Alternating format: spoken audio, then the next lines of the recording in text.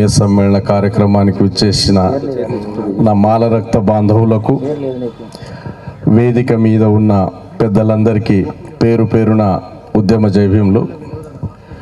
మిత్రులారా, వివేకన్నకు మరో మీటింగ్ ఉంది. మనం సమయం చూసి మాలల చరిత్ర మీద, సంస్కృతి మీద, భాష మీద ఇవన్నీ విషయాలు మాట్లాడదాం. వాస్తవానికి ఈరోజు ఈ కార్యక్రమం నిర్వహించడానికి ప్రాథమిక కారణం 1 డిసెంబర్న జరుగుతున్నటువంటి మాలల సింహగర్జనను ఏ విధంగా మనం సక్సెస్ చేద్దాం.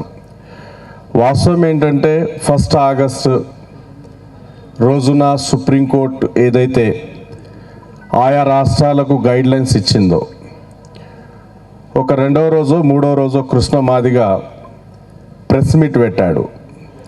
పెట్టేసి ఏమన్నాడంటే మాలలు మౌనం వీడాలి అని అన్నాడు,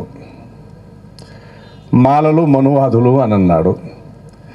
కృష్ణ మాదిగకు ఈ సభాముఖంగా సవాలేస్తున్నా, మాలలు మౌనం వీడారు. ఒక నాయకుడు వివేక్ వెంకట స్వామి గారు, నాగరాజ్ సార్, ఇటు రాజు వస్తాద్ గారు, కేవలం కొంతమందే కదిలినాం. ఎంత భయం స్టార్ట్ అయింది వాళ్ళకంటే. దౌర్భాగ్యం ఏంటంటే, మేము ఏ వేదిక మీదైనా సోదరులని సంబోధించినాం. అన్ని ఉద్యమాల్లో అట్రాసిటీస్ జరిగినా ఏం జరిగినా మేమున్నాం అన్నాగా అని భరోసా ఇచ్చినాం. ఎక్కడ కులవాదాన్ని పెంచి పోషించలేదు. నువ్వు గత 30 సంవత్సరాల నుండి అనేక సభలు పెట్టి మాలల్ని దూషించుకుంటా, అత్యంత కించపరుస్తూ మాట్లాడుతూ అనేక రకాల సభలు, ఆ సభల పేర్లు కూడా నిజంగా చాలా ఆశ్చర్యం వేస్తుంది. విశ్వరూప సభ, కురుక్షేత్ర యుద్ధం, ఇలాంటి సభలు పెట్టి ఏ రోజైనా ఏ మాల సంఘమైనా ఏ మాల లీడర్ అయినా నీ మీటింగ్ని అడ్డుకున్నారా? లేదు. భారత రాజ్యాంగం నీకు ఇచ్చిన స్వేచ్ఛ, నువ్వు పోరాటం చేసుకో. ఏ మాల సంఘం అడ్డుకోలేదు, ఎక్కడ నీ మీద స్టేట్మెంట్ ఇవ్వలేదు. ఈరోజు ఈనాడు పేపర్ను చూస్తే అదే రోజున ఎంఆర్పిఎస్ సభ అదే గ్రౌండ్లో పెడుతుందని ప్రకటన చేస్తున్నారు. ఎంత విచ్ఛిన్నకారులు, ఎంత విచ్ఛిన్నకారులు ఆలోచించాలి. ఇక్కడ వాస్తవానికి ఏంటంటే, ఇన్ని రోజుల వరకు మనం ఎన్ని సభలు పెట్టినా మనం మాట్లాడలే. మన మౌనమే ఈ పరిస్థితులకు దారి తీసింది. మన మౌనం ఎన్ని పరిస్థితులకు దారి తీసిందంటే, బహిరంగ ప్రెస్ మీట్ పెట్టి బాబాసాహెబ్ అంబేద్కర్ గారిని అవమానిస్తాడు మంద ఏలియా. మాలల్ని దోచుకున్నాడంటాడు. వాడి అబ్బ సొత్తు దోచుకున్నామా? వాడు ఏ సొత్తు దోచుకున్నామా? దోచుకోవడం దేనంటారు మంద ఏలియా? ఈ సభాముఖంగా తెలుసుకో. బాబాసాహెబ్కు 32 డిగ్రీలు ఉన్నాయి. న్యాయశాఖ మంత్రిగా పనిచేశాడు. ఈరోజు ప్రపంచమే అత్యున్నత జ్ఞాని అని కొలుస్తుంది.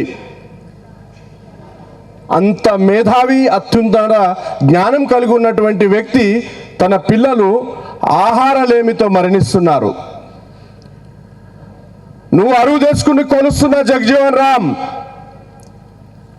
ఈ దేశంలో మొట్టమొదటి ఉప ప్రధానిగా ఎదిగిన వ్యక్తి. అతని వ్యవసాయ భూమి నుండి ట్రైన్ 20 నిమిషాల దాకా వెళ్తుంది.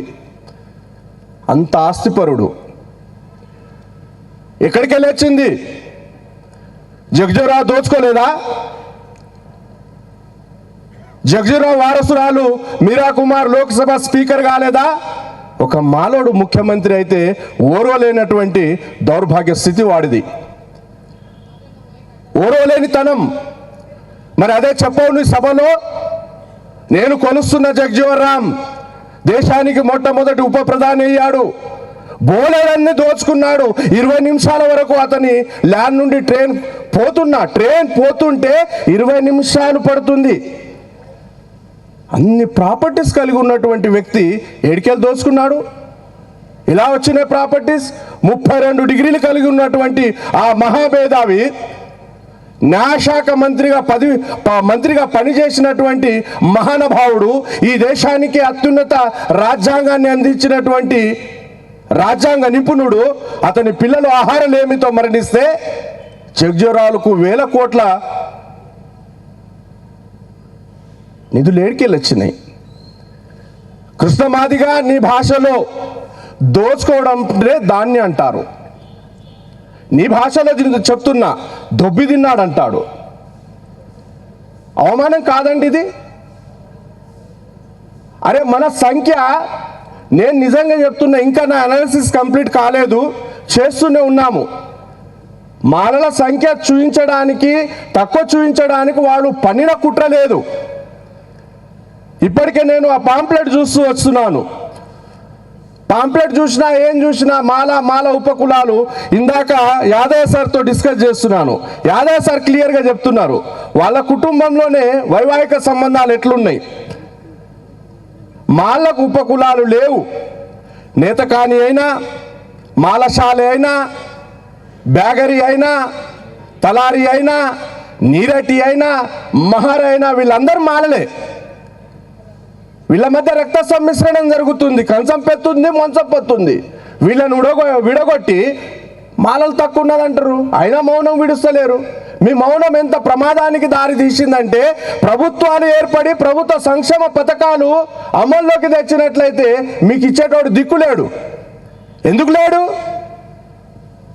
వాడు చెప్తున్న అబద్ధం నిజమైపోయింది సమాజంలో. వాడు చేస్తున్నటువంటి అబద్ధపు ప్రచారం నిజమైన పరిస్థితుల్లో రాజకీయ పార్టీలు ఉన్నాయి. వాడు చేస్తున్నటువంటి అబద్ధపు ప్రచారాన్ని తిప్పికొట్టడంలో మనం విఫలమయ్యాం. మనం కదలలేదు. ఇప్పుడు కదులుదామా? మన శక్తిని చాటుదాం. ఒకళ్ళిద్దరే కదిలిండ్రు, మందయేలియా. మాలలు బయట రారు. వస్తే వాళ్ళని ఆపడం ఈ దేశమే తరం కాదు. ఇక్కడ భీమా కోరేగా స్తూపమే ఉంది. 28,000 పేష్వా సైనికులను 500 మాలలు కోసిన చరిత్ర. అక్కడ పెద్ద బోధిధమ్ముడి చరిత్ర ఉంది, గర్వపడాలి. చైనా, జపాన్, కొరియా లాంటి దేశాలు ఈరోజు బోధిధమ్ముణ్ణి దేవుడుగా కొలుస్తారు. బోధిధమ్ముడు ఎవడు? పల్లవులు మాలలు, గుంటూరు పల్నాడుకు చెందిన మాలలు. ఆధారాలు ఉన్నాయి నా దగ్గర. బోధిధమ్ముడు అనే చక్రవర్తి చైనాలో సంభవించినటువంటి వివిధ రకాల రోగాలు, ఆ రోగాలు ప్రబలి అక్కడ ప్రజలు మరణిస్తూ ఉంటే మాకు మంచి వైద్యుడు కావాలని ఇక్కడ రాజుకు చెప్తే, కాంచీపురం రాజుకు చెప్తే, మహాముల్లపురం రాజుకు చెప్తే, ఆయన రాజవంశస్థుడు అక్కడ వెళ్ళి సర్వీసెస్ చేశాడు.